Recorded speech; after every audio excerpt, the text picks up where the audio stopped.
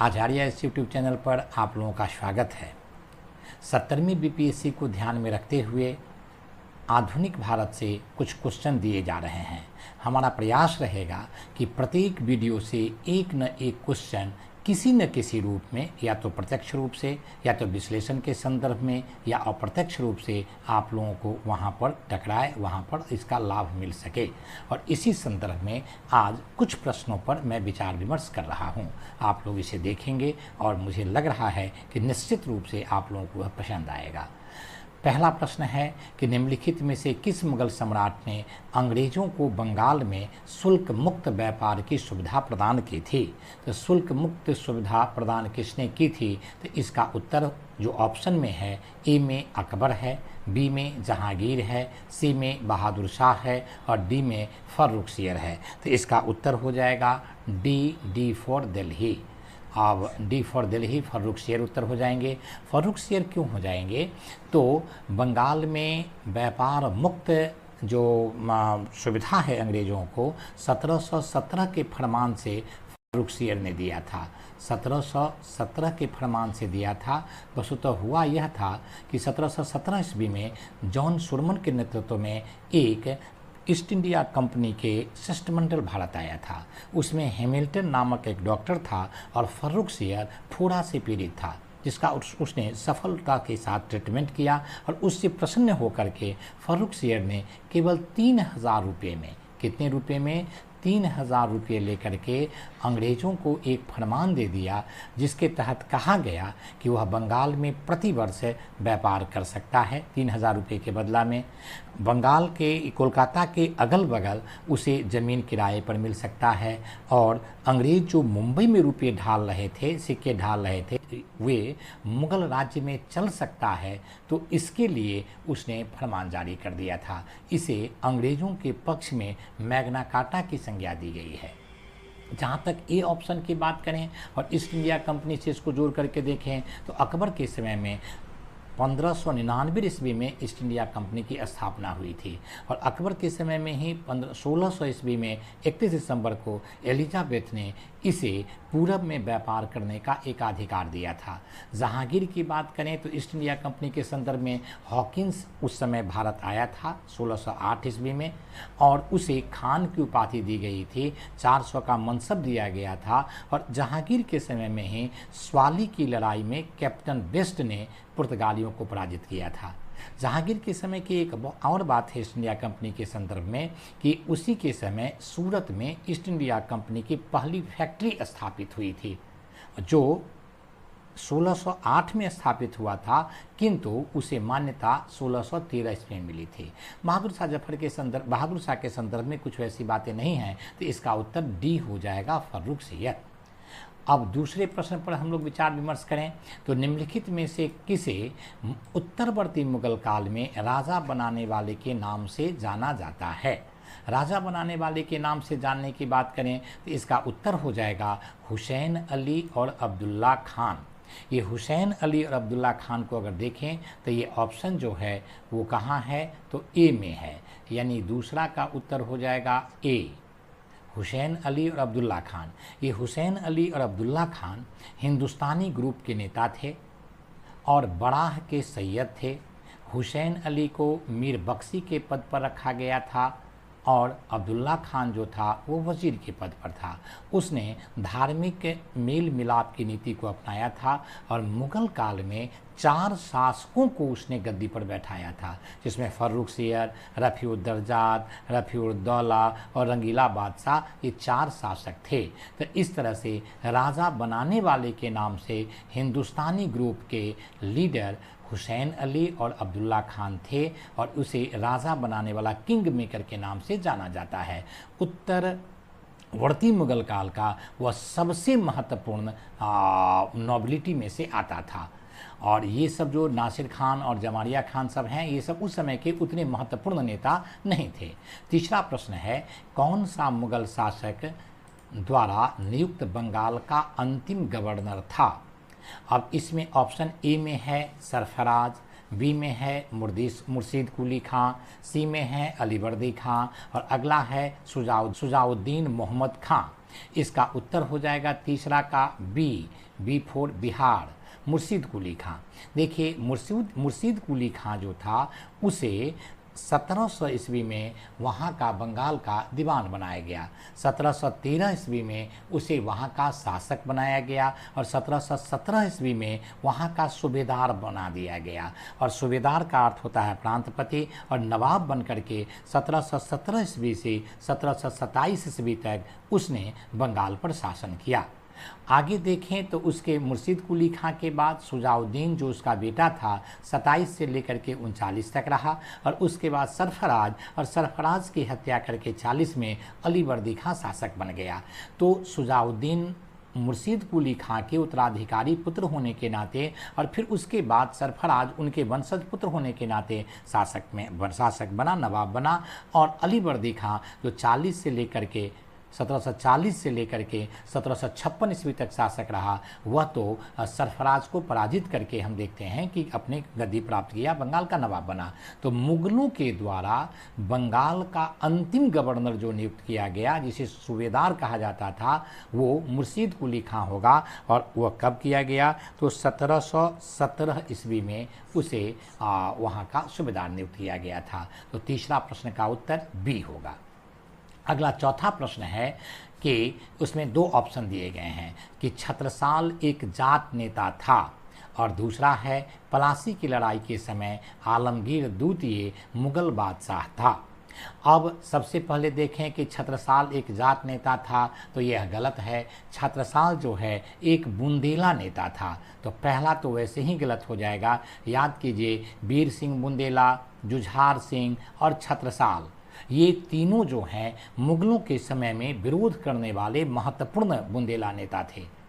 वीर सिंह बुंदेला जो था उन्होंने वीर सिंह बुंदेला ने प्रारंभिक चरण में ही अंग्रेज़ों के मुगलों के विरुद्ध विद्रोह किया था। जुझार सिंह ने शाहजहां के समय विद्रोह किया था, और छत्रसाल ने औरंगजेब के समय विद्रोह किया था। और पलासी की लड़ाई 1757 ईस्वी में हुई थी, और उस समय आलमगीर द्वितीय बादशाह था। चौथा का उत्तर हो गया डी, और डी का अर्थ हो गया पहला गलत है और दूसरा सही है। यानी कि जो आलमगीर द्वितीय का समय देखें तो आलमगीर द्वितीय 1754 ईस्वी में शासक बना और 1759 ईस्वी तक रहा। इससे पहले अहमद शाह शासक था जो 48 से लेकर के और 54 तक रहा, जिसे अहमद शाह अब्दाली ने गद्दी से हटा करके और आलमगीर द्वितीय को शासक बना दिया। और पलासी की लड़ाई 23 जून 1757 ईस्वी को हुई थी। जैसा कि हम लोग जानते हैं कि पलासी की लड़ाई में कई तरह की बातें हुई थी। सबसे पहली बात तो यह कि यह अंग्रेज़ों के बीच और बंगाल के नवाब जो उस समय सिराजुद्दौला था, उस दोनों के बीच में हुआ था, जिसमें क्लाइव की जीत हुई और दौला की हार हो गई। और सिराजुद्दौला की तरफ से मिर्जाफर जो अंग्रेज़ों से मिला हुआ था उसके तरफ से लड़ रहा था दिखाने के लिए। तो सिराजुद्दौला की तरफ से पलासी में केवल दो ही व्यक्ति लड़ रहे थे, एक का नाम था मीर मदान और दूसरे का नाम था मोहनलाल। तो इस तरह से हम देखते हैं कि यह एक षड्यंत्र था, लेकिन इसका उत्तर डी हो जाएगा। अब आइए, रोशन अख्तर किसका नाम था? पांचवा प्रश्न। रोशन अख्तर की बात करें तो पहला उत्तर है रंगीला बादशाह, दूसरा है जहांदार शाह, तीसरा है अहमद शाह और चौथा है बहादुर शाह प्रथम। तो इसके पांचवा प्रश्न के उत्तर जो हैं वो हो जाएंगे ए, और ए का अर्थ हुआ रंगीला बादशाह। रोशन अख्तर रंगीला बादशाह का नाम था जो 1719 से लेकर के, जिसको मोहम्मद शाह रंगीला हम लोग कहते हैं, वहाँ से लेकर के 1748 ईस्वी तक शासन किया था।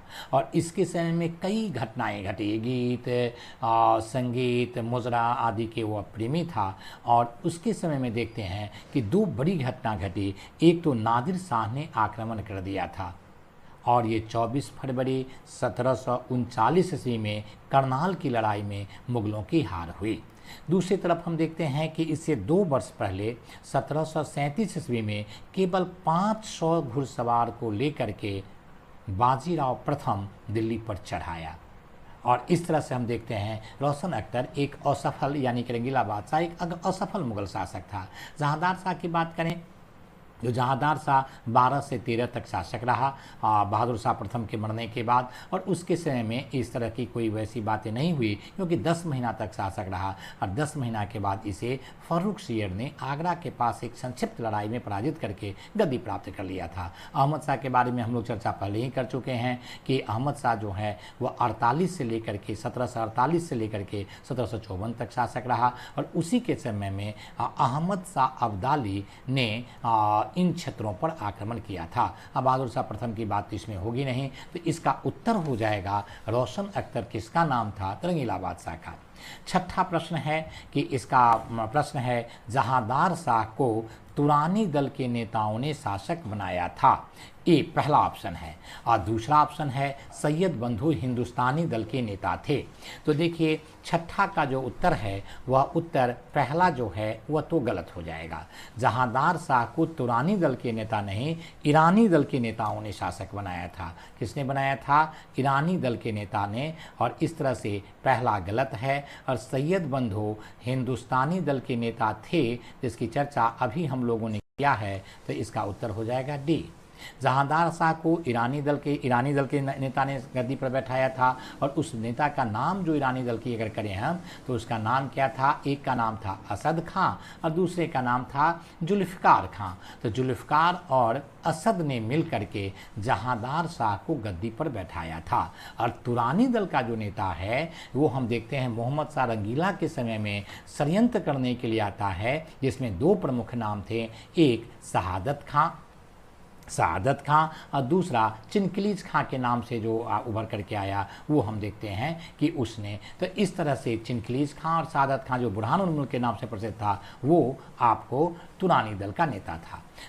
अगला प्रश्न, सातवां प्रश्न, भारत पर 7 बार आक्रमण किसने किया था? तो आधुनिक भारत के संदर्भ में देखें तो इसका उत्तर हो जाएगा डी, और डी का अर्थ हो गया कि अहमद शाह अब्दाली। तो इसका उत्तर हो जाएगा अहमद शाह अब्दाली। इसने 7 आक्रमण किया। पहला आक्रमण 1748 ईस्वी में किया था और अंतिम आक्रमण सिखों के विरुद्ध 1767 ईस्वी में उसने किया था। कब किया था? 1767 ईस्वी में। तो इस तरह से हम देखते हैं कि अहमद शाह अब्दाली का आक्रमण हो जाएगा। अहमद शाह अब्दाली के आक्रमण के बारे में बातचीत करें तो 53-54 में वह दिल्ली पर चढ़ाया और दिल्ली पर आने के बाद अहमद शाह को गद्दी से बाहर कर दिया और आलमगीर द्वितीय जो है उसको गद्दी पर बैठा दिया। तो इस तरह से आलमगीर द्वितीय पहला व्यक्ति था, मुगल शासक था, जिसको विदेशियों ने गद्दी पर बैठाया। इससे पहले अपने ही देश के चाहे जो भी हों, ईरानी दल का नेता हों, हिंदुस्तानी दल के नेता हों, तुरानी दल के नेता हों, जो भी हों, उन्होंने इनको शासक बनाया। और यहाँ हम देखते हैं कि एक आक्रांता ने, एक आक्रमणकारी ने इसको, अहमद शाह अब्दाली ने किसको? तो आलमगीर द्वितीय को शासक बनाया। तो एक बात, और दूसरी बात, इसकी जो छठी लड़ाई थी जिसे हम पानीपत के तृतीय लड़ाई के नाम से जानते हैं, तो 14 जनवरी 1761 ईस्वी को पानीपत की तृतीय लड़ाई हुई थी जिसमें मराठों की हार हुई, अहमद शाह अब्दाली की जीत हुई थी। अगला प्रश्न है 8वां, करनाल की लड़ाई किस बीच में हुई थी? करनाल की लड़ाई की अगर हम बातचीत करें तो इसमें ऑप्शन दिया हुआ है कि नादिर शाह, मुगल, अहमद शाह अब्दाली और मराठा। तो करनाल की लड़ाई की चर्चा भी हम लोग कर रहे थे, इसका उत्तर हो जाएगा नादिर शाह और दूसरा मुगल। नादिर शाह के संदर्भ में चर्चा भी हो रही थी और मुगल के संदर्भ में मोहम्मद शाह रंगीला के समय में 1739 ईस्वी में यह लड़ाई हुई थी। और इस लड़ाई में हम देखते हैं कि कई घटना घटी। ये लड़ाई आपको 1739 में, इसमें नादिर शाह की जीत हुई करनाल में, और जीत होने के बाद इसमें एक घटना घटी। घटना यह घटी कि मुगलों के तरफ से खान दौरान मीर बख्शी के पद पर था और उसकी हत्या हो गई। वो हार गए, मुगलों की हार हुई तो हत्या हो गई। अब वहाँ पर मीर बख्शी के पद पर बुरहान उल मुल्क बैठना चाहता था, लेकिन उसके जगह पर किसी दूसरे को बना दी गई। अतः उसने जब चिनकलीज खां आकर के यहाँ पर यह निर्णय दे दिया कि 50 लाख रुपया उसे दिया जाएगा नादिर शाह को, नादिर शाह चला जाएगा, उसके बाद फिर यहाँ पर चीज़ें आगे बढ़ेगी। लेकिन बुरहान उल मुल्क ने उसे दिल्ली आने के लिए उसे निमंत्रण दिया। और जब वह दिल्ली आया तो यहाँ से 70 करोड़ की संपदा लूट करके ले गया। यहाँ से तख्ते ताउस चला गया, यहाँ से कोहिनूर हीरा चला गया। उसके बाद नादिर शाह ने दिल्ली में कत्लेआम मचाया, अपने नाम से सिक्का जारी, अपने नाम से खुतबा जारी किया। और उसके बाद है उसने मोटे तौर पर दिल्ली को बड़े स्तर पर दर्दनाक ढंग से लूटना और हत्या की जो से बात की, तो बड़े स्तर पर उसने दिल्ली को लूटा। और इस तरह से हम देखते हैं इसमें शहादत खां बुरहान उल मुल्क की बहुत बड़ी भूमिका रही। तो नादिर शाह और मुग़लों के बीच में लड़ाई हुई थी, जिसमें मुग़लों की कारी हार हुई थी। और अगला हम देखते हैं कि अगला प्रश्न 9वां प्रश्न है, जहांदार शाह के शासनकाल का शीघ्र ही जनवरी 13 में समापन हो गया। और दूसरा, उसे उसके भतीजा फर्रुख सियर ने आगरा में हराया था। उत्तर हो जाएगा 9वां का उत्तर जो हो जाएंगे पहला, दोनों सही है। क्या उत्तर हो जाएगा? दोनों सही है। इसलिए अभी ही हम लोग चर्चा कर रहे थे कि 12 में वह बहादुर शाह के मरने के बाद शासक बना। बहादुर शाह जिसे साहिब खबर के नाम से जाना जाता है, उसके बाद यह शासक बना। और बस 10 महीना के बाद जनवरी में फर्रुख सियर ने आगरा के पास एक संक्षिप्त लड़ाई में इसको पराजित करके इसकी हत्या कर दिया और स्वयं गद्दी प्राप्त कर लिया।